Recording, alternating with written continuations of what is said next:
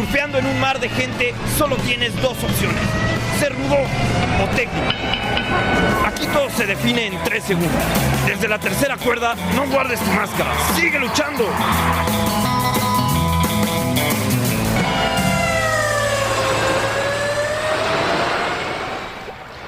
Sean bienvenidos al Desde la Tercera Cuerda, este podcast semanal de arte y lucha libre. El día de hoy vamos a platicar con un personaje que conocí recientemente y que está involucrado en una exposición en el Museo del Estanquillo. La exposición obviamente es la más reciente de Blue Demon que podemos ver en este lugar y que la neta está bastante chida. Estamos hablando de Aldo Sánchez. ¿Cómo estás, Aldo? Muy bien y muy contento de estar contigo. Gracias también por esta entrevista. Junto con Héctor Orozco eres de los curadores. Sí, pues este es un proyecto que empecé hace 1.5 años y que invité a Héctor Orozco a que lo hiciéramos juntos por diferentes razones, ¿no? Pues porque Héctor es un conocedor del cine de luchadores y también de la lucha libre en general, de Blue Demon en particular, y además él también es investigador de la Fundación Televisa, así que tuvimos acceso a material de Fundación Televisa, y lo cual pues fue un privilegio. Y pues desde hace 1.5 años, Alejandro Muñoz, que es quien es el hijo de Blue Demon, pues acercó al Estanquillo para plantearnos la posibilidad de hacer una exposición dedicada a este ícono de la cultura mexicana, porque pues él cuenta con un acervo muy importante, ¿no? Que hay que reconocer que quien lo formó fue su esposa Goyita, la esposa de Blue Demon, ¿no? Entonces, gracias a esto y a la colección Carlos Monsiváis, por supuesto, es que decidimos hacer este retrato de Blue Demon a partir de sus repercusiones o sus participaciones en la cultura mexicana, ¿no? Porque pues estamos hablando de un ídolo que no solamente fue un campeón del cuadrilátero, sino fue también un superhéroe en el cine, en las fotonovelas, en la historieta, y que además pues fue un activista pro medio ambiente y otras causas después de su retiro, ¿no? Ahora, Aldo, ¿tú recuerdas ese primer momento en el que llegó la lucha libre a tu vida? Sí, y fíjate que debo decir que llegó a mi vida con esta exposición. Digo, para mí siempre había sido algo que me llamaba la atención, como a muchos otros, me imagino, digamos, como un fenómeno muy más en términos de público, como un deporte espectáculo masivo tanto, digamos, en términos de asistencia del público, pero también masivo en términos de las transmisiones por televisión, ¿no? A partir del acercamiento de Alejandro Muñoz, a mí me pareció muy interesante acercarme a Blue Demon, porque definitivamente se trata de un ícono, de la misma manera que estamos hablando de otros íconos como puede ser la Virgen de Guadalupe, como puede ser Frida Kahlo, como puede ser Cantinflas. Creo que Blue Demon se inserta, digamos, dentro de esta constelación de estrellas mexicanas, y eso es a mí lo que me interesaba, la razón por la cual decidí emprender este proyecto curatorial a través de la mirada de Carlos Monsiváis, ¿no? A él le interesaba mucho cómo se construyen los ídolos, cómo trascienden los ídolos, cómo es la relación de los ídolos con el público y de qué está hecho un ídolo, ¿no? Fue algo de lo que se dio mucho, ¿no? Cuando disecciona a personajes como Pedro Infante, como Juan Gabriel, como María Félix. Y él dice que pues un ídolo es un convenio multigeneracional, y eso es exactamente lo que es Blue Demon, ¿no? Es un personaje admirado por sus contemporáneos y admirado por los jóvenes de la actualidad, ¿no? O sea, creo que su figura sigue tan viva como cuando él estaba vivo, y eso se debe a diferentes razones que exploramos en esta exposición. Blue Demon, ídolo mexicano sin límite de tiempo, es el nombre de la misma, pero quería preguntarte, Aldo, sobre todo, ¿cuál ha sido la relación del Museo del Estanquillo con la lucha libre? Fíjate que nula hasta hace poco.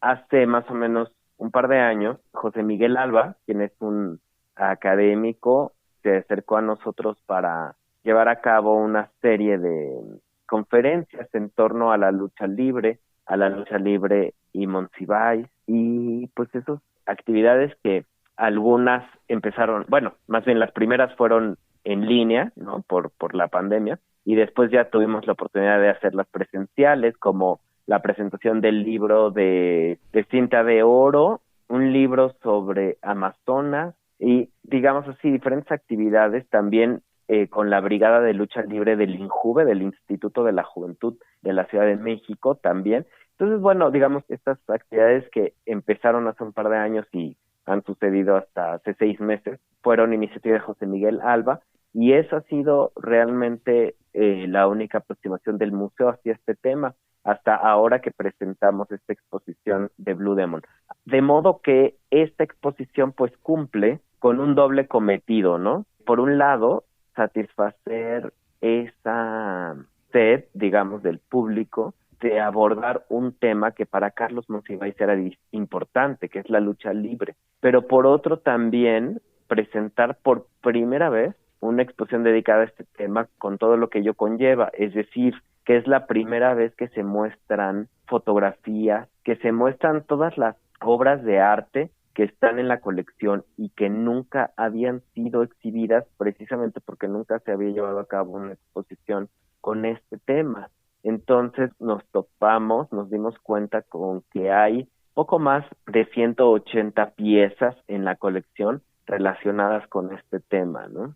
Que no solamente son fotografías, digamos, documentales de este deporte, sino que también hay obras de artistas que abordan el tema de la lucha libre. Me refiero, por ejemplo, pues a la fotógrafa Lourdes Grobet, a fotógrafos como Yolanda Andrade, a Denise de la Rue. Pues esta exposición, ahora que menciono estos nombres, esta exposición concluye con una sección dedicada precisamente a la manera en que permea la lucha libre en el arte contemporáneo, ¿no? Donde están estos y otros artistas, también como Gonzalo Rocha, el monero de la jornada, otros moneros como Alberto Isaac, como Tacho, como Rictus, fotógrafos como Ivonne Venegas, por ejemplo, artistas como Rodrigo Ima, como Cristina Bremer. Pues eso nos pareció muy pertinente subrayar la manera en que la lucha libre permea en el arte,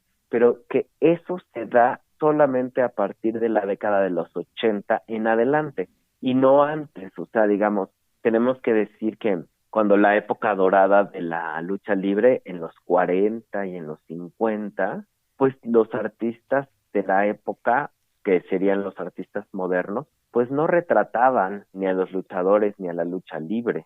Estamos hablando de artistas como Roberto Montenegro, como Diego Rivera, como Frida Kahlo, como María Izquierdo. En el arte de esas décadas, que era la época dorada de la lucha libre, no lo vemos presente en el arte. Y a partir de la década de los 80 lo vemos de manera muy importante. Sí, es justo la parte que personalmente más me gustó de la exposición, ver estas obras retomando al héroe mexicano, pero con diversas técnicas, y eso me gustó un resto. Ahora, Aldo, inicia la exposición con varios detalles, varios destellos de la lucha libre, orígenes de la lucha, algunos ídolos y demás, pero también vi que hay datos tal vez poco conocidos o que incluso ni los más clavados tal vez pudieran saber de Blue Demon. Dos de ellos es uno que dio clases de defensa personal a la policía y también fue parte de una banda cuando era muy chavillo.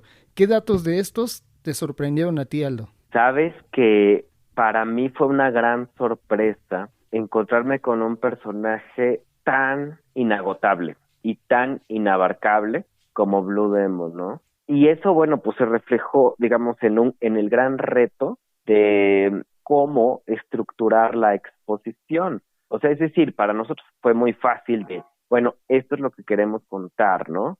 Era muy, a partir de los hallazgos en la colección Monsiváis y a partir de los hallazgos en el archivo de la familia de Blue Demon, y también echando mano, por supuesto, de la colección Christian Simet, pues para nosotros era muy importante contar los orígenes de la lucha en México, hablar de la época dorada, para contextualizar, para entonces dar paso y hablar del nacimiento de este ídolo. No me estoy refiriendo al nacimiento cuando su madre lo da a luz, sino a cómo se forma este ídolo, ¿no? Cómo nace la figura de Blue Demon. Y tú lo sabes, cuando él se corona campeón welter en 1953, inmediatamente se convierte en un ídolo. ¿Pero a qué me refiero con ese inmediatamente? Bueno, me refiero a que en ese mismo año se empiezan a publicar sus historietas, que era Blue Demon, el demonio azul. Y entonces, digamos, ya ser personaje de una historieta, pues ya quiere decir mucho, ¿no? Hay que decir también, un paréntesis, bueno, pues que por la diferencia de edad con el santo, porque el santo era mayor que él, pues el santo ya era una estrella de cine, ya era una estrella de las historietas, ya había tenido su programa de televisión también, y entonces Blue Demon se convierte, digamos, como en este gran rival, compañero, pero también en una especie como de personaje al que le entrega la estafeta el santo, en muchos niveles, o sea, simbólicos y reales, tanto en el cuadrilátero como en el cine. Y bueno, pero tú me preguntabas acerca de lo que me sorprendió, pues me sorprendió muchísimo encontrarme con un personaje tan disciplinado, tan profesional, tan entregado a su trabajo, vamos a decir, entregado a su familia, también eso es muy importante decirlo, ¿no? Entonces, creo que tiene diferentes elementos del melodrama mexicano que a Carlos Monsiváis le interesaba mucho. Es decir, si uno hace una breve esquema de su vida o una línea del tiempo de su vida, es decir, él nace campesino, pobre, en una ranchería en Nuevo León, y luego adolescente se va a trabajar a los ferrocarriles en Monterrey, que es donde conoce a Rolando Vera, lo entrena como luchador y luego debuta en el 48 en Laredo, en Texas, ¿no? Y para 1953, que ya se había mudado a la Ciudad de México y que se corona campeón welter, pues ya se convierte en todo un ídolo. Y a partir de ahí, pues se trae a vivir a la Ciudad de México a su madre, luego a sus hermanos. Entonces él era un personaje muy, muy familiar, que incluso hay reportajes en la prensa acerca de su relación con su madre y con su familia, que siempre los procuró. Se casa muy joven con Goyita y nunca se separan, y él tampoco está metido en escándalos de mujeres o de infidelidades ni nada por el estilo, ¿no? Entonces tenemos una especie como de Pepe el Toro, ¿no? ¿Sabes? Como ese personaje que es bueno, porque además, bueno, tú lo sabes, él empieza como rudo y después se hace técnico y se convierte inmediatamente en un ídolo de la afición. Me refiero a que él llega en los primeros años de 1950 a la Ciudad de México a instalarse en una pensión para estudiantes en la Merced, y para 1953, que ya se convierte en una celebridad, empieza a tener una presencia importante en los programas de lucha libre, pero como ya dije, no solamente eso, ¿no? Sino en las historietas y en otros ámbitos. Entonces, para mí fue muy sorprendente encontrarme con este personaje que tuvo contacto no solamente con los grandes clásicos de la lucha libre, sino además con los grandes del cine mexicano y del espectáculo mexicano, ¿no? O sea, en el cine mexicano, pues ya sabemos que actuó con Jaime Fernández, con Marta Elena Cervantes, con Blanca Sánchez, con Ana Martín, David Reynoso, Tintán, Tere Velázquez, y trabajó pues con muchos directores. Fueron 27 películas las que él hizo, ¿no? Además de eso, él tiene contacto con políticos, con presidentes, con gente de la televisión, como Jacobo Zabludovsky, como Paco Malgesto, como Nino Canún, ¿no? Y bueno, participa en el Museo Tamayo, lo invitan a poner una ofrenda para Día de Muertos y él decide dedicársela al murciélago Velázquez, ¿no? Entonces, me parece que es un personaje que permea en diferentes esferas de la cultura nacional, ¿no? De una manera que no lo hacen otros luchadores, y que yo creo que eso es parte de la razón por la cual trasciende, ¿no? Su leyenda. programas de mano, algunos reportajes en diferentes revistas especializadas, periódicos. En la conferencia de prensa anunciaban que tuvieron acceso a muchísima información. Me quedaba pensando, ¿qué de esto tal vez quedó fuera que para ti era pues, algo que posiblemente pudiera lucir, pero tal vez por tiempo, por espacio ya no se pudo concretar? ¿Hubo algo de esa manera o todo lo que se pensó en primer momento quedó en la expo?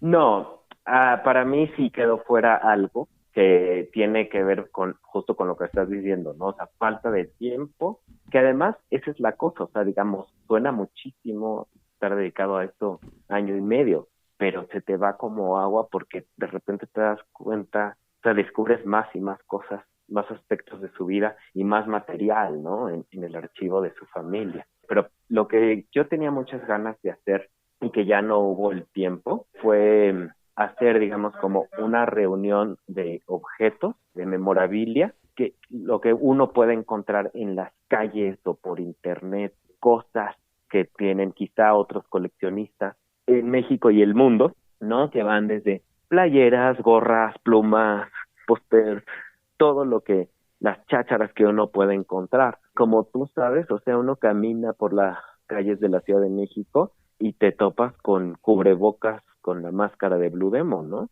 Es decir, o sea, no te topas con cubrebocas con la máscara de Sangre Chicana o de Villano Segundo, ¿no? Que, o sea, digamos, que fueron muy importantes, que fueron grandes ídolos, pero que esa leyenda no pervive hasta hoy. Y la figura de Blue Demon está tan viva como si estuviera él vivo, ¿no? Y eso me intrigaba muchísimo. Entonces yo quería hacer esta reunión de objetos, casi como un museo Blue Demon, así con todas estas mercancía que uno puede comprar. Me hubiera encantado, ¿no? Pero pues ya no. Y ni siquiera era el gran esfuerzo, o sea, digamos, era cosa como de, sabes, que entre visitas a la Merced, a Tepito y a las arenas y tal, pero pues ya, no te da la vida para todo, ¿no? Sin embargo, lo que sí estamos trabajando actualmente es en el libro catálogo de la exposición. Entonces, bueno, pues eso va a ser un objeto muy valioso para cualquier interesado en la lucha libre, ¿no? Porque aparte de que vamos a poder ahí poner buena parte del material fotográfico y de hemerográfico sobre Blue Demon, pues vamos a reunir los textos y reflexiones de Carlos Monsiváis sobre la lucha libre. Ok, pues estaremos allá al pendiente en cuanto salga esa publicación de parte del Estanquillo. Y otra de las particularidades de esta expo es una especie de mini ring que hay ahí al centro, digamos, de la exposición. Pero aparte de esto, está, ya lo comentabas, un espacio dedicado a Lourdes Grobet. También está justamente parte del mismo espacio dedicado a la Expo Museo Lucha Libre, colección de Christian Simet. Y quería preguntarte cómo se decidieron estos últimos espacios para presentarse y que convivieran de alguna manera con Blue Demon. Sí, fíjate que, o sea, digamos, cuando uno habla de lucha libre en México, definitivamente, pues tienes que establecer contacto con Christian Simet porque estamos hablando de la colección más grande y más importante, ¿no? De lucha libre.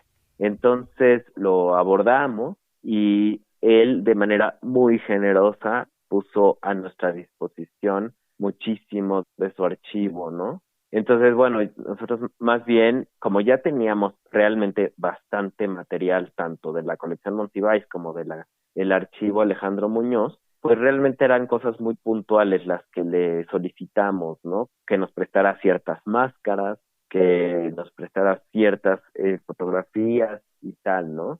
Entonces, pues ha sido un trabajo colaborativo muy interesante con Cristian y además con una generosidad invaluable porque pues nos asesoró muchísimo y nos sacó de muchas dudas, ¿no? Para identificar personajes o momentos, digamos, o eventos, ¿no? Así de, bueno, en esta foto, ¿qué está pasando? No, nada, pues bueno, es que en una lucha en tal arena, en tal año, y aquí están tales personajes, ¿no? Entonces, pues sí, digamos, este tipo de préstamos que normalmente se hacen por parte de los museos con otros museos, ¿no? Para complementar exposiciones, pues con Christian Simet fue muy satisfactorio porque además de la generosidad de prestarnos material, pues también fungió como un asesor invaluable, ¿no? Esto lo tengo que decir. Él conoce, no solamente tiene esta gran colección, sino sabe mucho acerca de la historia y sus protagonistas de la lucha libre. A lo largo del recorrido, pues hay algunas pantallas donde muestran películas, bueno, fracciones de película, fragmentos, tal vez algún momento donde Moisés está junto con Blue Demon en un evento, pero pues también hay un espacio dedicado a mostrar una especie de documental, Gladiadores en la Arena Mexicana. Quería preguntarte de nueva cuenta, ¿cómo se hizo la selección de estos pequeños fragmentos que van sucediendo en diferentes momentos? Sí, fíjate que, bueno, cuando yo descubrí este documental de Gladiadores en la Arena Mexicana, que fue a partir de esta investigación, pues me fascinó porque pues me parece un documento muy bien hecho, ¿no? Está filmado en cine, lo hace Televisión Española en 1990. Y bueno, pues la historia es que ellos venían, Pascual Cervera es el director, y venían a México a entrevistar realmente a Carlos Suárez, que como tú sabes, pues era el representante del santo. Pero ya estando en México, se toparon con Carlos Monsiváis y bueno, pues Carlos Monsiváis termina siendo el coprotagonista de este documental, ¿no? Y entonces, bueno, como el documental dura 1 hora, pues lo edité a 18 minutos para que la gente pues pudiera ver, digamos, privilegiando las apariciones de Monsiváis y de Blue Demon, por supuesto. Lo dejé en 18 minutos y fue para que la gente pudiera verlo, digamos, de principio a fin, esa selección, y conocer este documental maravilloso que afortunadamente está disponible en YouTube. Entonces, justamente mi compañero Héctor Orozco pues contactó a la gente de Televisión Española y nos dieron el permiso de proyectarlo y nos dieron el documental en altísima resolución. Y los otros videos, nosotros, como es una exposición que tiene cerca de 600 piezas, entre, digamos, piezas hemerográficas, fotografías, objetos, obras de arte. Entonces, yo no quería saturar al espectador con demasiados videos. Entonces, bueno, Gladiadores, pues era fundamental, ¿no? Pero también y una compilación de las películas, tanto de Blue Demon como de Demon con Santo, pues era fundamental también, ¿no? Sobre todo para mostrar al público que no las conoce cómo son la estética, los colores, el tipo de acción que se lleva a cabo en estas cintas. Los otros 2 monitores, efectivamente, uno es donde Carlos Monsiváis participa en un homenaje que le hacen a Demon en la Arena Monterrey, y el otro es la despedida de Demon en la Arena México, ¿no? En el 88, que es un documento extraordinario. También está editado y lo dejé en 7 minutos. Es un documento extraordinario porque además, pues ahí esta despedida está relatada por el mismísimo Mago Septién, ¿no?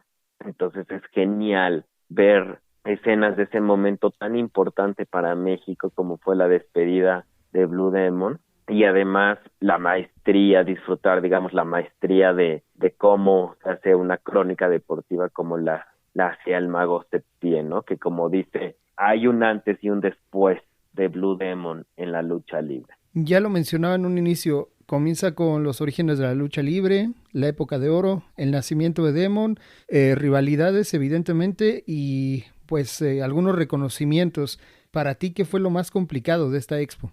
Complicado, nada, muy gozoso.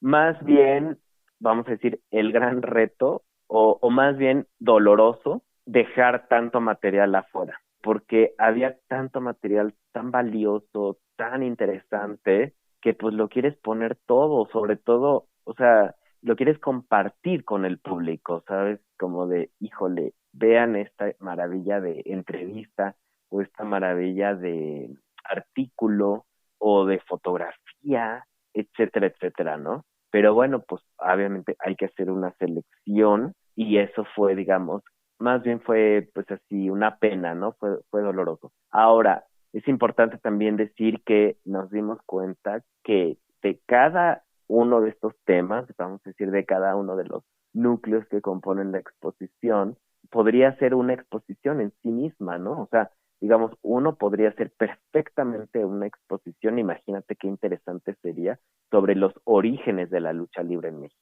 Uno podría ser perfectamente una exposición dedicada solamente a la época de oro de la lucha en México. Uno podría hacer una exposición solo de la filmografía de Blue Demon, que son 27 películas, ¿no?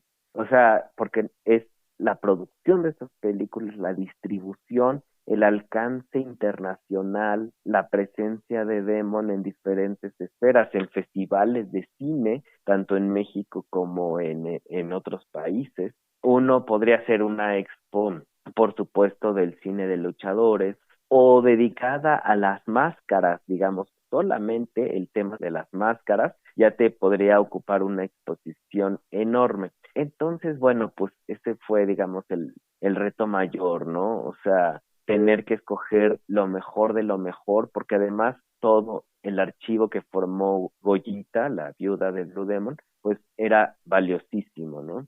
Y muy interesante que este archivo empieza justamente en 1952. O sea, las primeras cosas que uno, o sea, digamos cronológicamente con lo que uno se encuentra son con artículos y programas de lucha de 1952 en adelante, ¿no? Que es cuando él empieza a tener protagonismo en la lucha. Hay un espacio también dedicado a las historietas, ya también lo comentabas, en las fotonovelas. Acá se ve justamente a un Demon con cosas que yo considero bizarras, como chilangos que lo asaltan, o bien se convierte como un socio de Santa Claus. ¿Cuál dirías tú que fue como la nota o tal vez algún cómic, tal vez alguna película que a ti o tú consideres más bizarra o que haya hecho Demon?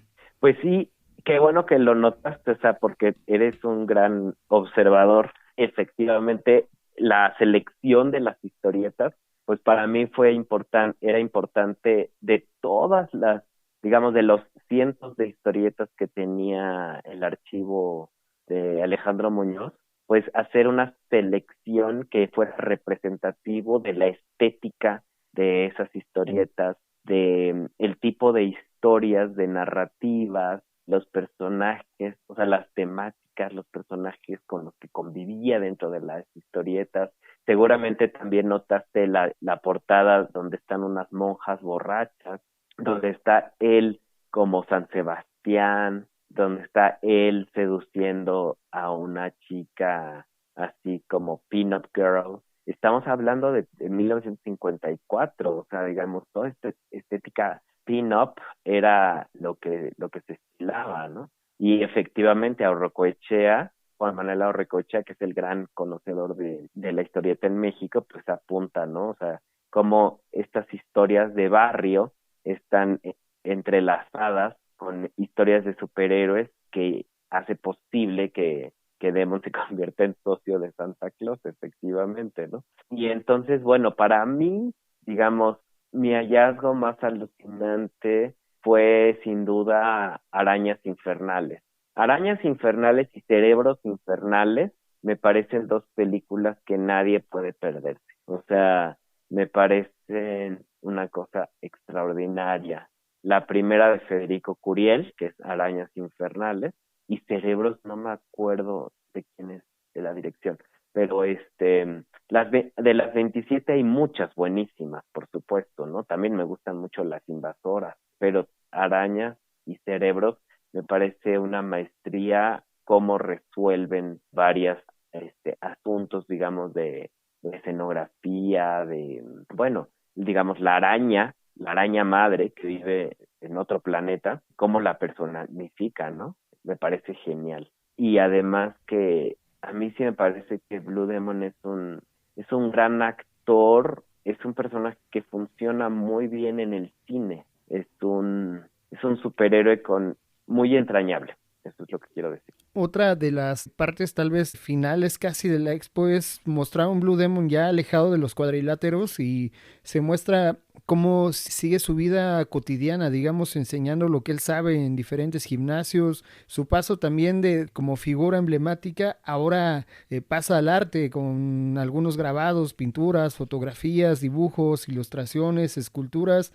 ¿Cuál trabajo de estos es el que tú consideras que se necesita ver en vivo? Porque pues de otra manera no se podría explicar ni siquiera en fotografías. Las miniaturas que coleccionó Carlos Monsiváis, que tenemos, o sea, realmente cientos de miniaturas en la colección. La colección, para que te den una idea, quienes nos hacen el favor de escucharnos, asciende a poco más de 40,000 piezas, de las cuales la mitad son fotografías. Pero una buena parte, no los hemos contabilizado, pero una buena parte son miniaturas.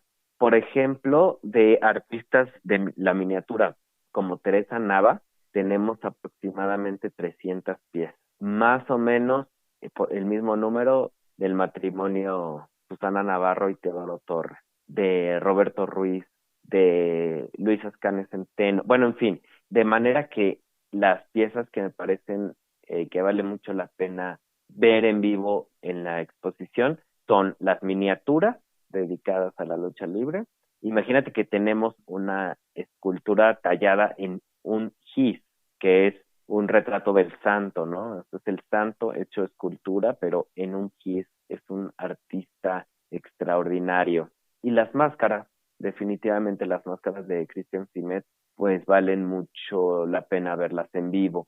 Como pudiste darte cuenta, pues la máscara que tenemos del Huracán Ramírez es de los 60 y está luchada, ¿no? Entonces es muy impresionante ver eso, pero también es impresionante ver la estética tan deslumbrante de máscaras más contemporáneas, ¿no? Como Psicodélico, por ejemplo, o como Super Ratón, La Parca, Tinieblas.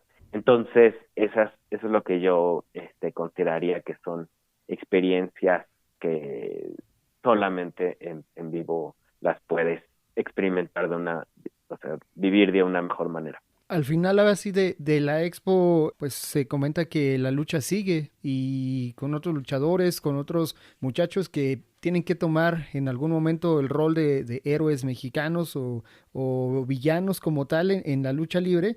Y bueno, también la lucha sigue en el arte, casi para llegar a la salida hay una zona de talleres.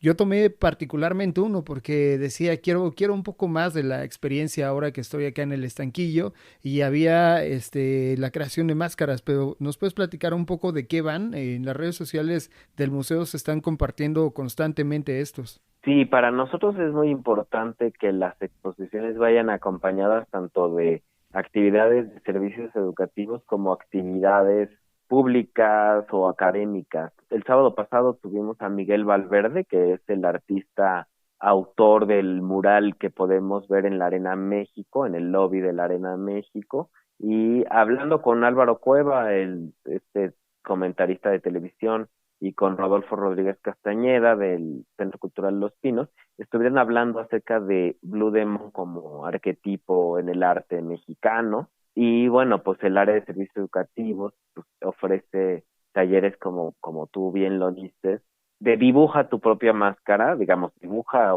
una máscara de alguno de los clásicos o crea tu propia máscara, ¿no? Y también ofrece visitas guiadas a personas con debilidad visual, con debilidad auditiva. El Museo del Estanquillo tiene reconocimiento por tener accesibilidad al 100%, o sea, es decir, alguien en silla de ruedas puede perfectamente recorrer todo el museo sin problema, y también visitas a la exposición en lenguaje de señas mexicanos, por ejemplo. Entonces, digamos, es un museo abierto para todo el público, absolutamente gratuito, o sea, no se cobra ni la entrada, pero tampoco el acceso a las actividades, y que nos interesa que efectivamente puede ser disfrutado por todo tipo de público, ¿no? Niños hasta adultos mayores y pues, con diferentes capacidades, ¿no? Eso para nosotros es importante. El grueso de nuestros visitantes son jóvenes, afortunadamente, pero pues no por eso nos sí nos preocupamos por atender a todo tipo a público de todas las edades. ¿Tienen proyectadas más conferencias como la que sucedió recién con Miguel Valverde, algunas proyecciones de películas tal vez? Pues tenemos proyectado ya para enero una conferencia con Cristian Simet, precisamente para hablar de su colección y pues más lo que se sume. La exposición está hasta abril, entonces esperamos tener el libro listo antes de que acabe la exposición. Insisto, yo creo que ese es un documento que se va a volver de colección y que tendríamos que tener todos ahí a la mano, sobre todo los que son fans de Demon y evidentemente los que somos fans de la lucha libre. Aldo, en general, con toda esta exposición, con todos estos nuevos conocidos, gente que ha llegado de alguna manera a colaborar con la exposición, gente que hace tenido más a la mano, más cercanos, platicándote todo el tiempo de lucha libre. Quiero preguntarte, ¿para ti la lucha libre es? ¿Para ti la lucha libre significa? Pasársela chingón. O sea, para mí es pasársela chingón porque es muy disfrutable ver la maestría de los luchadores, que la destreza, que no es sino una dedicación y un profesionalismo a lo que hacen, que implica horas de entrenamiento. Parece que son unos grandes atletas los luchadores, por un lado, y eso es muy sorprendente cómo pueden tener ese despliegue de talento, de flexibilidad, de fuerza, en la que uno puede ver tanto dedicación y profesionalismo, ¿no? Por otro lado, también es un gozo ver los trajes, las máscaras, y ver también los diferentes personajes que encarna cada luchador. Y además, la reacción del público. Y si eso lo acompañas con un vaso de cerveza de los que te venden ahí, pues creo que ya no le puedes pedir más a la vida, ¿no? Me parece que además es un deporte representativo de la cultura mexicana, es decir, único en el mundo, ¿no? O sea, la lucha libre mexicana es como ninguna otra. O sea, no es como otros deportes que se practica de la misma manera en diferentes partes del mundo. La lucha libre mexicana es única. Y entonces para mí es muy interesante y muy gozoso ver la reacción del público ante los luchadores que admiran y que detestan, ver que hay público de todas las edades, ver que hay gente de la Ciudad de México, de otras partes del país y del mundo atendiendo a este deporte espectáculo en donde cada movimiento está tan calculado que me parece impresionante. Aldo, pues algo más tal vez que haya quedado pendiente que no tuve la fortuna de preguntarte acerca de la expo, pero tú creas necesario mencionar. Bueno, reconocer el trabajo de que haces desde la tercera cuerda, porque es un trabajo que lleva mucha investigación, horas, dedicación, y creo que es en el que todos los que vemos la cuenta de Instagram aprendemos con cada post, ¿no? Que haces cosas nuevas, definitivamente. Entonces, pues muchas gracias por ponernos esta fuente de información a disposición de todos los surferos de la red. Pues listo, Aldo, te agradezco mucho que hayas pasado acá desde la tercera cuerda. Para mí es importante platicar acerca de esta exposición en un museo tan importante en el centro, en el corazón de la Ciudad de México, y que bueno, relata parte de la historia del Demonio Azul. Digo parte porque tal vez para los clavadazos van a decir, no, faltó tal cosa, y faltó un cinturón, y faltó una máscara luchada, y faltó la máscara de no sé cuál. Entonces siempre habrá unos clavadazos, pero estoy seguro que si van a la exposición no se van a arrepentir. Yo la recorrí, no sé cuál es el récord en cuánto tiempo se recorre la exposición, Aldo. ¿Cuánto estimas tú? Híjole, yo creo que, o sea, 2 horas es algo sensato, ¿no? Para poder detenerse lo suficiente, leer, y aún así quedan cosas pendientes, ¿no? Y ahora eso que dices es importante acerca de algunas posibles omisiones o cosas así, pero es importante decir que esta exposición es una exposición que parte de la colección Carlos Monsiváis, que parte del archivo Alejandro Muñoz, de manera que con eso es con lo que se cuenta para hacer la exposición, porque se trata de, el Museo del Estanquillo está dedicado a albergar la colección Monsiváis, y entonces, digamos, se trata de privilegiar eso, ¿no? Esa es la misión, exhibir la colección Monsiváis. Por eso no es una exposición, es una exposición dedicada a ver el personaje de Blue Demon desde la mirada de Carlos Monsiváis. No es una biografía exhaustiva.